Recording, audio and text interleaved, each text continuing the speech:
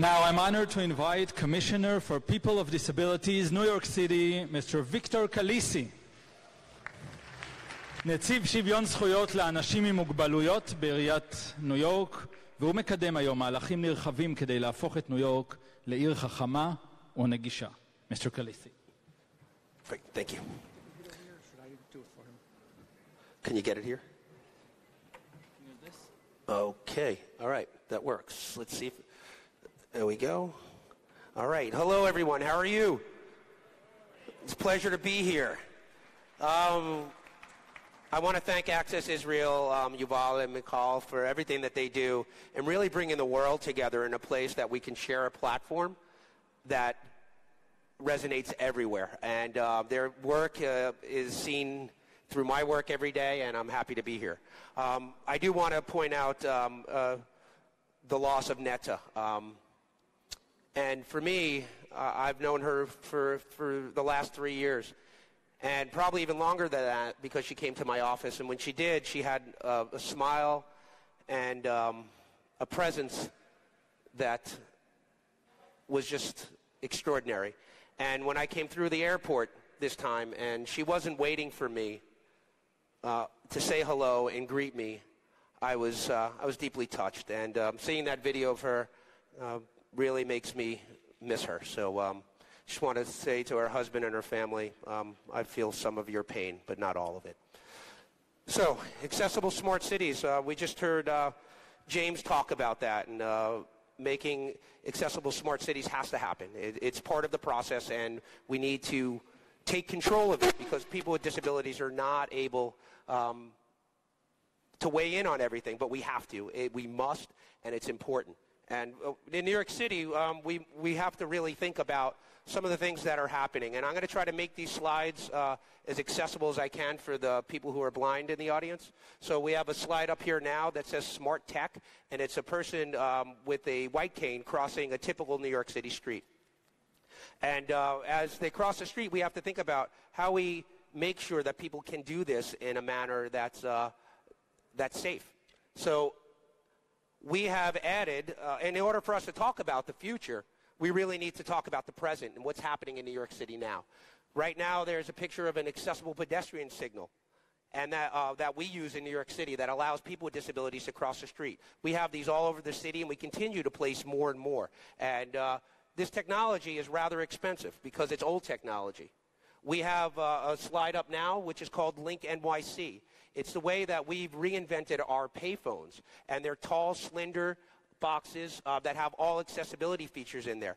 And some of the accessible features are beacon technology. There's a picture of a beacon that's there. And this is a great wayfinding system for those with visual disabilities. The next slide is Wi-Fi technology. It's a Wi-Fi slide. And it is Wi-Fi that's built in there, free Wi-Fi that's available for everybody on the street. We have Bluetooth technology that's in there too, and that's a Bluetooth technology slide. So just to give you a view of actually what's happening on the streets with these links is extraordinary. They have other accessible features in there, such as talkback features, and they have accessible heights, braille features that are on there as well. But we want to think about the future of the link, and that right now there's a picture of the link and what the actual keyboard looks like. Raised buttons, again, USB ports for charging. So it's really exciting to be able to have this on our street. But the future is text to 911. How do we ensure that that people can text 911? It's not just for people who are deaf and hard of hearing. It's for other people, people of domestic violence, people that are caught somewhere that can't get to the phone. There are lots of ways. So the city of New York is going to be one of the first major cities in the U.S. to be able to implement text to 911 by the end of the year. Right now, we have something called ASL Direct, American Sign Language Direct, where you can actually call our office and get a person, a live interpreter, via video phone, and get a interpreter that's fluent in ASL. So right now you could do this. I want this to live on Link NYC, so people who are deaf and hard of hearing have access to all the services that New York City has directly. And in the future, we're going to have next generation 911 that's going to be able to send videos and be able to communicate in ways that we never have before. And this needs to be able to live on next generation 911 needs to be able to live on Link NYC as well. Now, this is a slide up there that says smart wearables. As technology advances, we really have to think about how do we implement wearables into our cities and using that Link NYC as a source and a connectivity.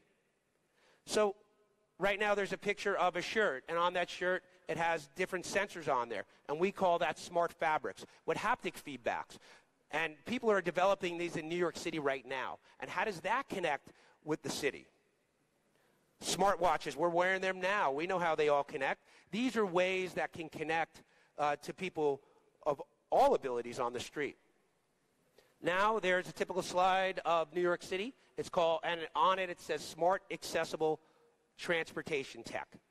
Well, there's a lot of things that are happening on the streets, and we have to make sure that translates to people with disabilities. Right now there's a slide of some wheelchair accessible taxis with an induction loop symbol and something that says accessible dispatch. Well, by the year 2020, New York City will have 6,000 accessible cabs on the street.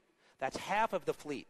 That's extraordinary. We have loop technology built into that, and people can get that app. When you come to New York City and you're interested in getting a wheelchair accessible taxi or just an accessible taxi, all you have to do is log on to the app and you'll be able to get one of our wheelchair accessible taxis.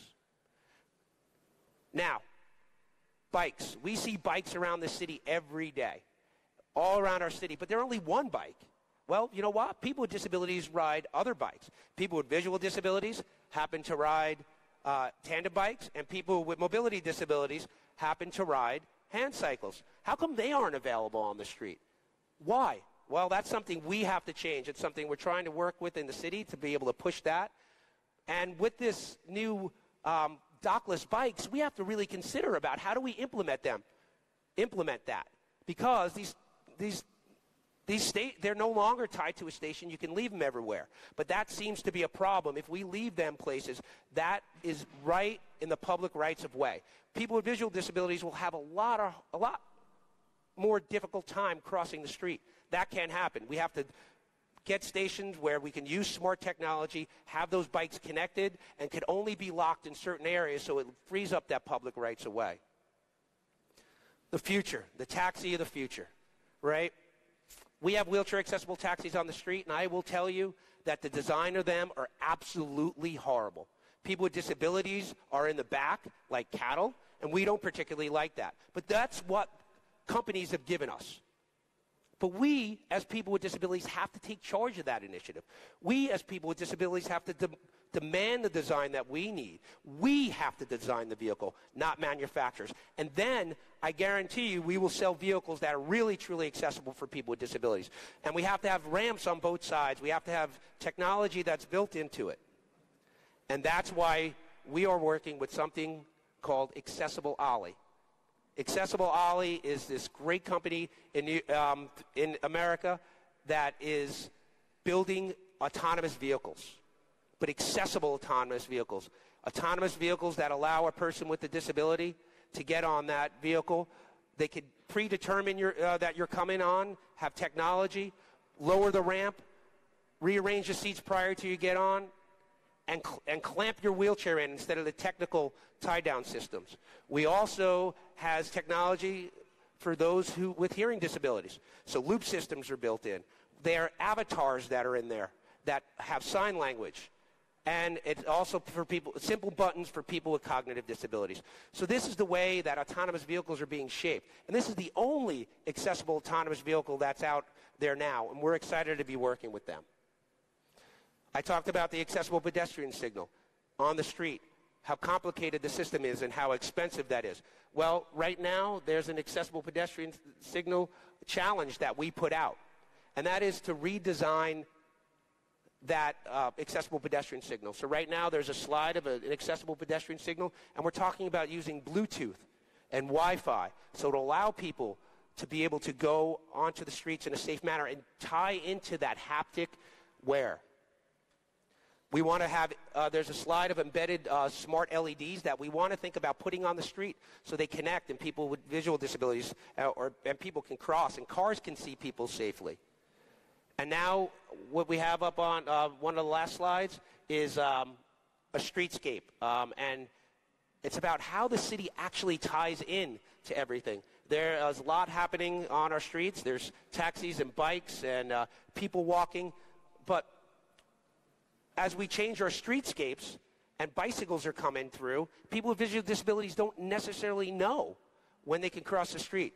This is where we need to have connected bikes. Those bikes need to connect with our wearable haptics so people can cross the street in a safe manner, so that people would know that they can tie to smart wheelchairs.